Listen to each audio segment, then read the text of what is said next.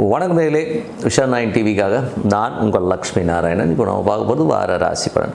9ஆம் தேதியிலேருந்து 15ஆம் தேதி வரை எப்படி இருக்க போதான்னு பார்க்க போகிறோம். ஸோ எப்போதுமே சொல்கிறதாங்க லக்னத்தை பாருங்கள்.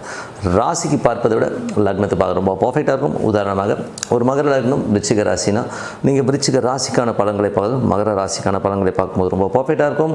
முதல்ல வரது பொது பலன்கள், அதுக்கப்புறம் தசாபுக்தி பலன்கள். உங்கள் ஜனனகால ஜாதகத்தில் என்ன தசாபுக்தி அந்தரங்களோ அதை நோட் பண்ணி வச்சு அதை மிங்கிள் பண்ணி பாருங்கள், ரொம்ப பர்ஃபெக்டாக இருக்கும். வீடியோட எண்டில் டிப் ஆஃப் த வீக் இருக்குது, மறக்காமல் பாருங்கள். மிதுன ராசி. ஸோ மிதுன ராசிக்கு வந்து பார்த்தீங்கன்னா உங்களது ராசி அதிபதி புதன் 1-4ஆம் அதிபதி 9இல் இருக்கும்பொழுது கொஞ்சம் நீர் சார்ந்த பகுதிகளுக்கு சுற்றுலா போகிறது, கொஞ்சம் வந்து ஜாலியாக ஸ்விம்மிங் பூல் போகிறது, இந்த மாதிரி எண்ணங்கள் எல்லாமே கண்டிப்பாக தோணும். அப்பா அம்மா சார்ந்த உறவில் நல்ல லாபம் நல்ல ஏற்றங்கள் வர்றதுக்கான வாய்ப்புகளும் ரொம்ப நல்லா இருக்குங்க. ஸோ அதுக்கப்புறம் பார்க்கும்போது உங்களுடைய தந்தை சார்ந்த உறவுகளில் வந்து பார்த்திங்கன்னா கொஞ்சம் மனசங்கடங்களும் அப்பாவுக்கு உடம்பு நலம் சம்பந்தமான விஷயம் கொஞ்சம் கேர்ஃபுல்லாக பார்த்துக்கிறது ரொம்ப ரொம்ப நல்லது. 2ஆம் அதிபதியான சந்திரன். ஸோ 2ஆம் அதிபதியான சந்திரன் வேலையில் நல்ல ஏற்றங்கள் நல்ல லாபங்கள் வர்றதுக்கான வாய்ப்பு, சுப நிகழ்ச்சி நடத்துவதற்கான வாய்ப்புகளும் ரொம்ப சிறப்பாக இருக்குங்க. அதுதான் 3ஆம் அதிபதியான சூரியன். 3ஆம் அதிபதியான சூரியன் பார்த்திங்கன்னா உங்களுக்கு 9இல் இருக்கும்போது நிறைய பிரயாணங்கள் நல்ல லாபங்கள் நல்ல ஏற்றங்கள் வர்றதுக்கான வாய்ப்பு எல்லாமே ரொம்ப நல்லாயிருக்கு.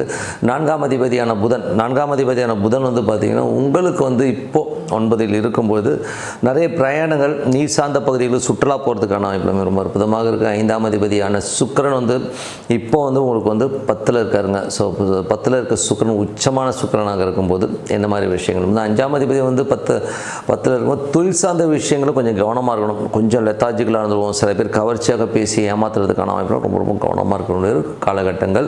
அதுக்கப்புறம் உங்களது 6ஆம் அதிபதியான செவ்வாய் வந்து பார்த்திங்கன்னா உங்களுக்கு வந்து 9இல் இருக்கும்பொழுது கொஞ்சம் வேலை விஷயமாக நிறைய பிரயாணங்கள், அப்பாவோட உடல்நலம் சம்மந்தமான விஷயங்களும் ரொம்ப கேர்ஃபுல்லாக இருக்கணும். 7ஆம் அதிபதியான குரு வந்து ராசியிலே இருக்கும்போது கொஞ்சம் கணவன் மனைவி ஈகோ கிளாஷஸ், கொஞ்சம் நீங்கள் அடமெண்ட்டாக இருக்கிற மாதிரி ஃபீல் இருக்கும். ஸோ அதனால் கொஞ்சம் கவனமாக பார்த்துக்கணும். 8ஆம் அதிபதி மற்றும் 9ஆம் அதிபதியான சனி 10இல் இருக்கும்பொழுது இந்த மாதிரி விஷயம் தந்தை சார்ந்த உறவுகளால் நல்ல லாபங்கள், அப்பாவுக்கு நல்ல லாபங்கள், வெளிநாட்டில் இருக்கவங்க நல்ல லாபங்கள் கிடைக்கும். அதே நேரத்தில் வந்து பார்த்திங்கன்னா வார்த்தைகள், ஸோ கொஞ்சம் வந்து மாமியார் சார்ந்த உறவுகளாக நமக்கு ஒரு மன சங்கடங்கள் வர்றதுக்கான அந்த மாதிரி உறவுகளை பார்த்தோம். தொழில் ரீதியான விஷயங்கள் அகலக்கால் வைக்காமல் இருக்கிறது ரொம்ப ரொம்ப நல்லது. 10ஆம் அதிபதி ஒரு ராசியிலே வக்கரமாக இருக்கும்போது நிறைய தொழில் வாய்ப்புகள் வரும். பட் இருந்தாலும் வந்து நமக்கு ஒரு அடமன்சி இருக்கும், நம்ம இப்படி கிடையாது அப்படிங்கிற ரூல்ஸ் பேசுவோம். ஸோ அதெல்லாம் கொஞ்சம் தவிர்த்துக்கிறது ரொம்ப ரொம்ப நல்லது. அதுக்கப்புறம் பார்க்கும்போது ஒரு 11ஆம் அதிபதி செவ்வாயும் உங்களுக்கு வந்து 9இல் இருக்கும்போது நிறைய பிரயாணங்கள் நல்ல லாபங்கள், வேலையில் வந்து நிறைய பிரயாணங்கள், கொஞ்சம் வந்து சில பேர் டிரான்ஸ்ஃபர் சம்மந்தமான விஷயம் நல்ல லாபங்கள் கிடைக்கிறதுக்கான எல்லாமே ரொம்ப நல்லா இருக்கும். ஸோ இதுவரை பார்த்த பொது பலன்கள் இப்போ போக தசாபதிகள். மிதுன லக்னமாக வந்து சூரியன் தசாபதிகள். சூரியன் 3ஆம் அதிபதியான சூரியன் வந்து இப்போ 9இல் இருக்கும்போது பிரயாணங்கள் நல்ல லாபங்கள் நல்ல ஏற்றங்கள் வரதுக்கான வாய்ப்புகள் ரொம்ப நல்லா இருக்குது. மிதுன லக்னமாக வந்து சந்திரன் தசாபதிகள். சந்திரன் வேலையில் நல்ல ஏற்றங்களும் நல்ல லாபங்களும் அடுத்த கட்டத்தில் முன்னேறதுக்கான வாய்ப்புகளும் அற்புதமாக இருக்குது. மிதுன லக்னமாக இருந்து செவ்வாய் தசாபுத்தி இருந்தார்கள். செவ்வாய் வந்து பார்த்திங்கன்னா உங்களுக்கு வந்து பிரயாணங்கள் நல்ல லாபங்களும் தந்தையோட உடல்நலம் சம்மந்தமான விஷயங்களும் கொஞ்சம் கேர்ஃபுல்லாக இருந்துக்கிறது ரொம்ப ரொம்ப நல்லது. மிதுன லக்னமாக வந்து ராகு தசாபுத்திரம். ராகு 9இல் இருக்கும்போது பிரயாணங்களை நல்ல லாபங்கள், வெளிநாட்டிலையும் நல்ல ஒரு பெரிய பெயர் புகழ் உருவாகிறதுக்கான வாய்ப்பு ரொம்ப நல்லா இருக்குது. ஸோ சில பேருக்கு வந்து சின்ன கன்ஃபியூஷன்ஸ் வந்து போகும். ஸோ அதை மட்டும் கொஞ்சம் யோசித்து எந்த முடிவு எடுக்கிறதாலும் யோசித்து எடுக்கிறது ரொம்ப ரொம்ப நல்லது. மிதுன லக்னமாக வந்து குரு தசாபுத்தி இருந்தார்கள். குரு வந்து பார்த்திங்கன்னா உங்களுக்கு 7ஆம் அதிபதி அவர் ராசியிலே திருமணம் கைகூடி வருவதற்கான வாய்ப்புகள், புதிய தொழில் வாய்ப்புகள் வர்றதுக்கான வாய்ப்புகளும் ரொம்ப சூப்பராக இருக்குது. பட் இருந்தாலும் கொஞ்சம் கவனமாக இருக்கும். ஏன்னா குரு வக்கரமாக இருக்கும்போது அந்த சொல்கிற வேகத்தில் விஷயம் நடக்குமாங்கிறத யோசித்து முதலீடு பண்ணுறது ரொம்ப ரொம்ப நல்லது. மிதுன லக்னமானது சனி தசாபுத்தியந்திரங்கள். சனி வந்து பார்த்திங்கன்னா உங்களுக்கு 8-9ஆம் அதிபதி 10இல் இருக்கும்போது தொழில் சார்ந்த விஷயங்கள் ரொம்ப கவனமாக இருக்கணும். வெளிநாட்டில் இருக்கணும் நல்ல வருமானங்கள் வந்தாலும் தந்தை சார்ந்த உறவுகளில் வந்து நம்ம ஒரு டிஃப்ரென்ஸ் ஆஃப் ஒப்பீனியன், மாமியார் வீட்டுக்கு போய் சாப்பிட்றதெல்லாம் கொஞ்சம் அவாய்ட் பண்ணிக்கிறது ரொம்ப ரொம்ப நல்லது.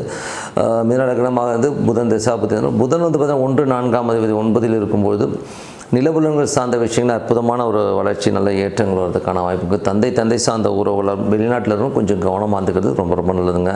மிதுன லக்னமாக வந்து கேது தசாபுத்திரம். கேது வந்து 3இல் இருக்கார். 3இலிருந்து சுக்கிரனுடைய சாரத்தில் இருக்கும்போது கொஞ்சம் தொழில் சார்ந்த விஷயங்கள் நிறைய பிரயாணங்கள் பண்ணுறது, ஏதாச்சும் வந்து லிட்டிகேஷன் கேஸு, பக்கத்து வீட்டுக்காரர் சம்மந்தமான ஒரு விஷயங்களெல்லாம் வந்து கொஞ்சம் கவனமாக பார்த்துக்கிறது ரொம்ப ரொம்ப நல்லது. மிதுன லக்னமாக வந்து சுக்கிர தசாபுத்திரம். சுக்கிரன் 10இல் இருக்காருங்க. ஸோ 5ஆம் அதிபதி 10இல் இருக்கும். தொழில் சார்ந்த விஷயங்கள் நம்ம கவன சிதறல்கள் இருக்கும். அதனால் வந்து அதெல்லாம் கொஞ்சம் அவாய்ட் பண்ணிக்கிட்டு பிஸ்னஸ்ட்டை கான்சன்ட்ரேட் பண்ணுறது ரொம்ப ரொம்ப நல்லது. இல்லைன்னா அதனால் ஒரு டென்ஷனும் ஸ்ட்ரெஸ்ஸஸோ வர்றதுக்கான வாய்ப்புகளும் கொஞ்சம் பார்த்து நடந்துங்க. மற்றபடி என்னை பொறுத்த ஒரு நல்ல ஒரு பிரார்த்தனை, மனதார இறைவனை பிரார்த்தனை பண்ணுவோம். கண்டிப்பாக நம்ம அடுத்த லெவல் போகிறதுக்கான ரொம்ப சிறப்பாக இருக்கும்.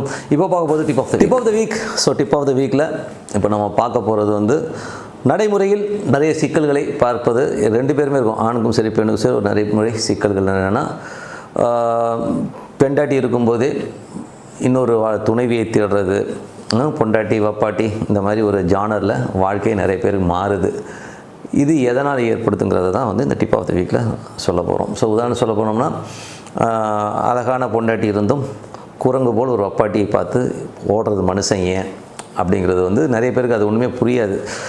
அது அவங்கள கேட்டால் தான் தெரியும் அதில் என்ன இருக்குதுன்னு. பட் இருந்தாலும் இது இந்த அமைப்பு ஏன் வருது அப்படின்னும் போது, மேஜராக இந்த ஆணாக இருந்தாலும் பெண்ணாக இருந்தாலும் இந்த மாதிரி ஒரு டைவர்ஷன், இந்த மாதிரி ஸ்ட்ரெஸ்ஸு, பெண்கள் பிரச்சனைகள், பெண்களுக்கு பெண்களே பிரச்சனையாகிறதெல்லாம் வந்து இந்த மீன லக்னக்காரர்களுக்கு வந்து அதிகமாக இருக்குங்க. ஸோ மீன லக்னக்காரர்கள் வந்து இந்த மாதிரி விஷயத்தில் வந்து ஆப்பு சீவி அது மேலே ஏறி அவங்களே உட்காந்துட்டு ஐயோ குத்துதே குடையுதேன்னு சொல்லிட்டு உதிகிறது வந்து ரொம்ப ஏன்னா மீன லக்னக்காரர்கள் தான் சுக்கிரன் 3 8ஆம் அதிபதியாக வந்து அந்த தசாபுத்தி அந்தரங்களோ இல்லை சுக்கிரனுடைய ஸ்டார் அமைஞ்சு இந்த மாதிரி இருந்ததுன்னா அந்த மாதிரி சிக்கல்களில் கண்டிப்பாக இது வந்து பெரிய ப்ராப்ளத்தில் மாட்டிக்கிறது அவங்க தான்.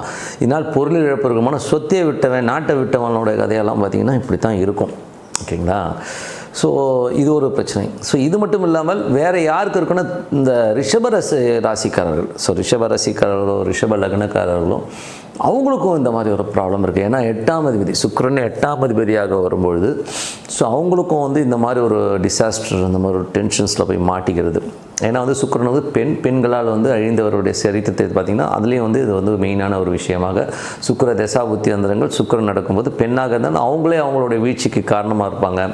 அதே ஆணாக இருந்தாங்கன்னா அதுதான். ஸோ ஒரே விஷயம் தான் புரியல. இப்போது ஒரு பர்மனெண்ட் பொசிஷனில் இருக்கிறவங்க பொண்டாட்டின்னு வச்சுக்கிட்டோம்னா அவங்க தான் உரிமைக்காக போராடுறாங்க. அவர் கரெக்டாக இல்லை, அப்படி இல்லை, அப்படி இல்லைன்னு.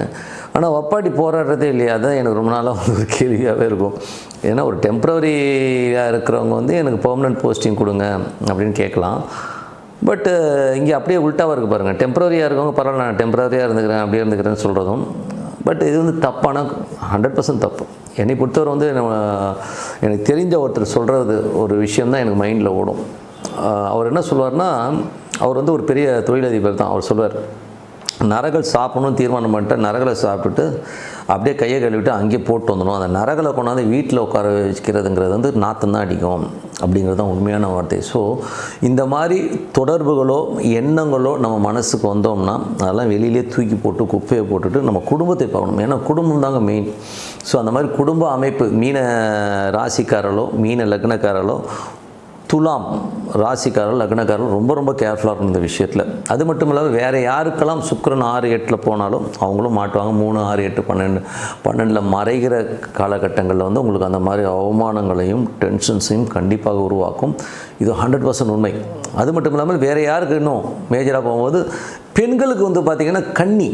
ஸோ கன்னி லக்னக்காரர்கள் கன்னி ராசிக்காரர்கள் நிறைய பாதிப்புகளை உருவாகலாம். அதாவது ஆண்களால் அதிகம் பாதிக்கப்படுபவர்கள் கன்னி லக்னக்காரர்கள் கன்னி ராசி. ஏன்னா அவங்களுக்கு 3 8ஆம் அதிபதி செவ்வாயாக வரும்போது ஒரு சகோதரனாலேயோ ஒரு கணவனாலேயோ வந்து ஒரு பெரும் பாதிப்பு அவங்களுக்கு கண்டிப்பாக வரும். ஸோ அதனால் வந்து இந்த லக்னக்காரர்கள் ராசிக்காரர்கள் ரொம்ப ஜாக்கிரதையாக இருக்கும். என்னை பொறுத்த ஜென்ரலாக சொல்கிறது என்னென்னா, மனம் பேதலிக்கும், மனம் வந்து டைவர்ஷனை நோக்கி போகும். எனக்கு இது இல்லை, இது கிடைக்கல, அதனால் நான் அங்கே போகிறேன், இதெல்லாம் வந்து சப்பு கொட்டு சொன்னாலும் நம் குழந்தைகளுக்காகவும் குடும்பத்துக்காகவும் கண்டிப்பாக ஒரு தியாக வாழ்க்கையை நம்ம வாழ்ந்து தான் ஆகணும். ஸோ அதை நினச்சிக்கிட்டு குடும்ப கௌரவம் கருதி வந்து நம்ம வந்து நல்ல வாழ்க்கையை வாழணுங்கிறது தான் மெயினான விஷயம். ஸோ அதை வந்து மைண்டில் வச்சுக்கோங்க. கிரகங்கள் 1000 சொன்னாலும் மனதுக்குன்னு ஒரு திடமான ஒரு விஷயம் நம்ம என்ன பண்ண போகிறோங்கிறத வந்து தெளிவாக யோசிங்க. ஏன்னா எனக்கு பொறுத்தவரை இதனால் வந்து ஒரு பெரிய சாம்ராஜ்யம் அழிஞ்சிருக்கு, பெரிய மன்னர்கள் கீழே விழுந்துருக்காங்க. அதனால தான் சொல்லுவோம், ஆவதும் பெண்ணாலே அழிவதும் பெண்ணாலே.